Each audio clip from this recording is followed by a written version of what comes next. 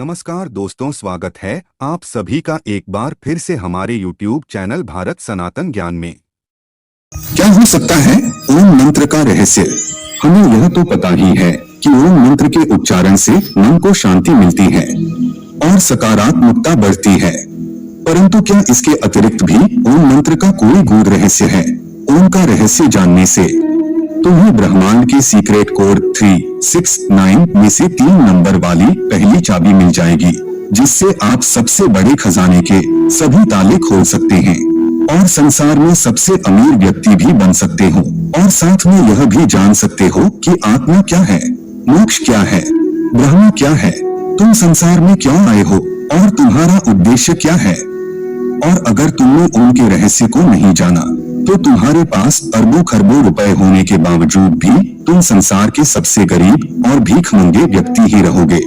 और ओम मंत्र का यह रहस्य तुम वेदों और उपनिषदों से प्राप्त कर सकते हो, लेकिन अगर तुम्हारे पास इतना समय नहीं है कि तुम इनका अध्ययन कर सको, तो आपको हमारी इस प्रस्तुति को अंत तक एकाग्रचित्त होकर जरूर देखना चाहिए। ओम सनातन धर्म का प्रतीक है और यह शिव का भी प्रतीक है। ओम एक ऐसी ध्वनि या मंत्र है जो अनगिनत रहस्य को अपने अंदर समेटे हुए है। और अमेरिका की ऑक्सफोर्ड यूनिवर्सिटी में डायरेक्टर रह चुके पीटर रसेल ओम मंत्र पर गहन अध्ययन कर रहे हैं और उन्होंने E=mc² को ओम=mc² के समकक्ष बताया है। और वो कहते हैं कि यह सूत्र चेतना की अभिव्यक्ति को दर्शाता है। ओम ही ब्रह्मांड की एक ऐसी ऊर्जा है जिससे यह ब्रह्मांड बना है। यूनाइटेड स्टेट में अलग अलग जगह पर रिसर्च चल रहा है कि ओम की ध्वनि का हमारे शरीर पर क्या असर पड़ता है। इस रिसर्च में जब अलग अलग ध्वनि को ऊंची आवाज में बजाया जाता है तो हर ध्वनि का असर शांत पड़े पानी पर अलग अलग पड़ता नजर आता है, लेकिन ओम की ध्वनि का असर पानी पर सबसे अलग पड़ता है। रिसर्चर खुद हैरान थे कि ओम की ध्वनि के बजने पर पानी पर ऐसी आकृति बनती है जैसे कि सनातन धर्म में बताए गए श्री यंत्र की आकृति होती है। ओम के सिवा कोई ध्वनि ऐसी आकृति नहीं बनाती थी। रिसर्चर ने बताया कि ओम की ध्वनि बहुमूल्य ज्ञान का खजाना है। और जब प्राचीन काल में एक सन्यासी को लगा कि गुप्त मंत्र से बड़े बड़े खजाने के ताले तोड़े जा सकते हैं, तो यह सन्यासी गुप्त मंत्र की तलाश में एक बड़े आश्रम में जाता है।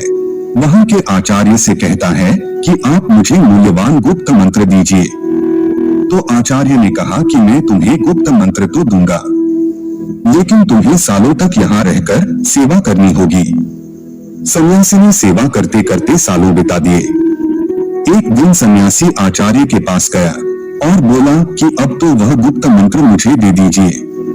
तो आचार्य ने कहा कि ठीक है, तुम मेरे नजदीक आओ, मैं तुम्हारे कान में वह गुप्त मंत्र कहूंगा। सन्यासी नजदीक गया तो आचार्य ने ओम मंत्र दिया। सन्यासी खुश हो गया, वह वहां से चला गया और ओम का जाप करने लगा, लेकिन कोई धन की प्राप्ति नहीं हुई। तो उसे संदेह हुआ कि आचार्य ने उसके साथ धोखा किया है। वह जब बाहर निकला तो एक माँ उसके बेटे को बुला रही थी कि ओम बेटे यहाँ आओ।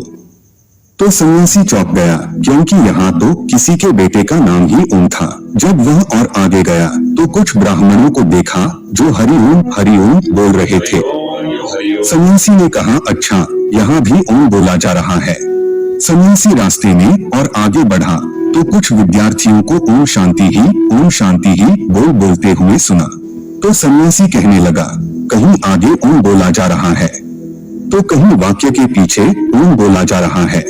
इस ओम मंत्र को तो सभी जानते हैं, तो यह ओम का मंत्र कैसे गुप्त मंत्र हो सकता है? निश्चित ही मेरे साथ धोखा हुआ है। वह अपने आचार्य के पास गया और कहने लगा, आचार्य, आपने मुझे यह कैसा मंत्र दिया है? इसे तो हर कोई जानता है, तो फिर यह कैसे गुप्त मंत्र हो सकता है? आप मुझे कोई दूसरा गुप्त मंत्र दीजिए जिससे मुझे खजाने की प्राप्ति हो। आचार्य बोले, ठीक है, मैं तुम्हें दूसरा गुप्त मंत्र दूंगा, लेकिन तुम्हें मेरा एक काम करना होगा। आचार्य भीतर जाकर एक पत्थर लेकर आए और सन्यासी से बोले, यह लो सन्यासी, इसे बाजार में ले जाओ और इसका मूल्य जानकर आओ। याद रहे, इस पत्थर को बेचना नहीं है। सन्यासी पत्थर को लेकर बाजार में गया और सब्जी वाले को दिखाया सब्जी वाला बोला, यह तो मेरे बाट के बराबर है, मैं उसके बदले में तुम्हें सेर बैंगन के सिवा कुछ नहीं दे सकता। सन्यासी उस पत्थर को लेकर फिर कपड़े वाले के पास गया।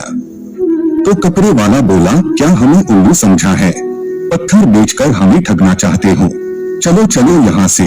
सन्यासी पत्थर को लेकर पूरे बाजार में फिरता रहा, लेकिन किसी ने उसका मूल्य नहीं बताया और किसी ने उसको मुफ्त में भी नहीं लेना चाहा। फिर सन्यासी उस पत्थर को लेकर एक जौहरी की दुकान पर गया। जौहरी ने उस पत्थर को देखा और बोला, कहाँ से मिला तुम्हें इतना कीमती रत्न? यह तो बहुत ही मूल्यवान रत्न है। मेरे पास तो इतना धन ही नहीं है कि मैं यह रत्न खरीद सकूं, और पूरे राज्य में शायद ही कोई ऐसा होगा जो इसे खरीद सकेगा।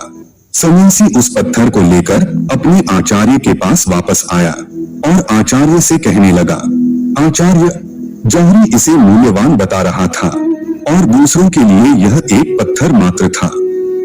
आपको पता था कि यह पत्थर नहीं लेकिन कीमती रत्न है, तो फिर मुझे इसका मूल्य जानने के लिए बाजार में क्यों भेजा?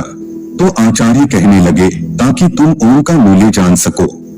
जैसे इस पत्थर का मूल्य हर कोई नहीं जान सका, यानी इसका मूल्य गुप्त है, हर कोई नहीं आंक सकता, केवल पारखी आंखें ही पहचान सकी कि यह पत्थर नहीं रत्न है। उसी तरह ओम भी एक रत्न है जिसका मूल्य गुप्त है, और जो ओम का मूल्य जानते हैं वह समृद्ध हो जाते हैं। अब ध्यान से सुनो, मैं तुम्हें ओम का विस्तार पूर्वक रहस्य समझाता हूँ।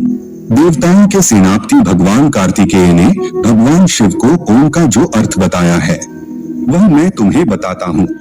ओम एक ऐसी प्राकृतिक ध्वनि है जो बिना किसी टकराव से उत्पन्न होती है। इसे तुम अक्षर, शब्द, ध्वनि या नाद भी कह सकते हो। ओम में 3 ध्वनियां हैं जिसे मात्रा कहा जाता है। वे है अध्वनि, उध्वनि और मध्वनि। जब अध्वनि और उध्वनि मिलते हैं तो वो ध्वनि बनाता है, और जब उध्वनि से म मिल जाता है तो ओम बनता है। ओम की 3 ध्वनियों से ही समस्त विश्व की सभी भाषाएं और बोलियां बनती है, और गूंगा भी अध्वनि, उध्वनि और मध्वनि यह 3 ध्वनियां बोल सकता है। आपकी भाषा कोई भी हो, लेकिन जब आप उच्चारण के लिए मुंह खोलते हैं तो सबसे पहले अकार की ध्वनि ही निकलती है, और जब तुम उच्चारण के अनंतर मुंह बंद करते हो तो नकार की ध्वनि ही निकलती है, और जब तुम होठों को पास लाकर मुख को आधा खुला और आधा बंद रखते हो तब उकार की ही ध्वनि सुनाई पड़ती है। इसीलिए सभी भाषाओं की सभी ध्वनियां, फिर वह स्वर हो या व्यंजन, ओंकार के अंतर्गत ही आती हैं।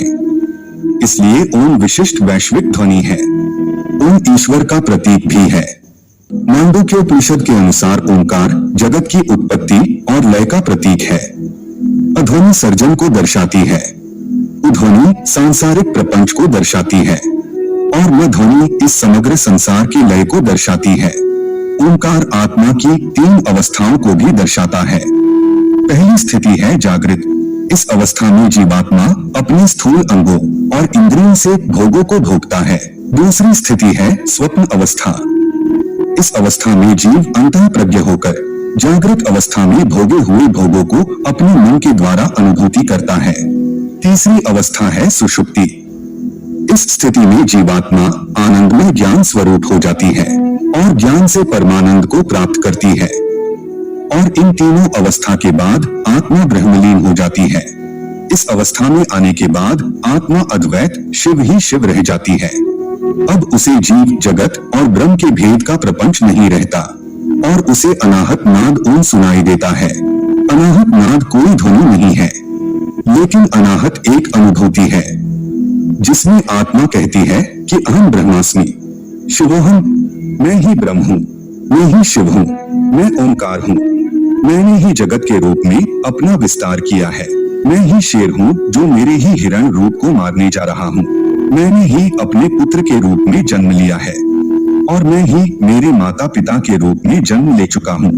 इस संसार में केवल मैं ही हूँ, मेरे सिवा कोई नहीं है।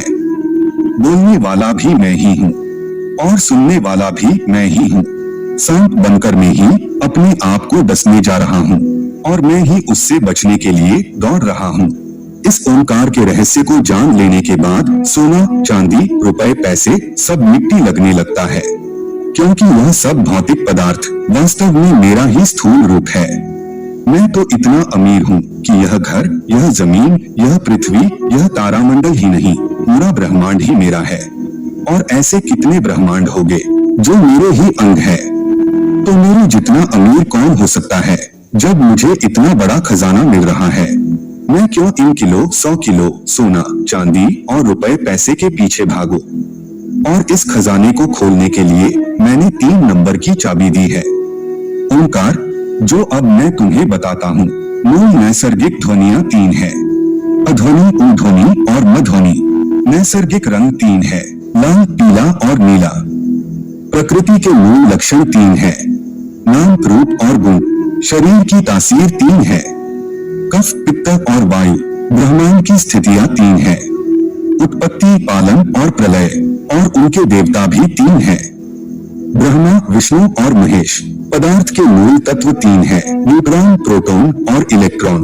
पहले आयाम 3 है, लंबाई, चौड़ाई और गहराई।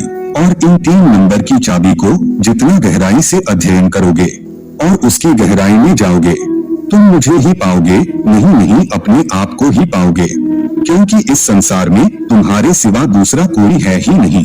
तो मित्रों, यह प्रस्तुति आपको पसंद आई है तो प्रस्तुति को लाइक करें और कमेंट में ओंकार लिखना ना भूलें। धन्यवाद।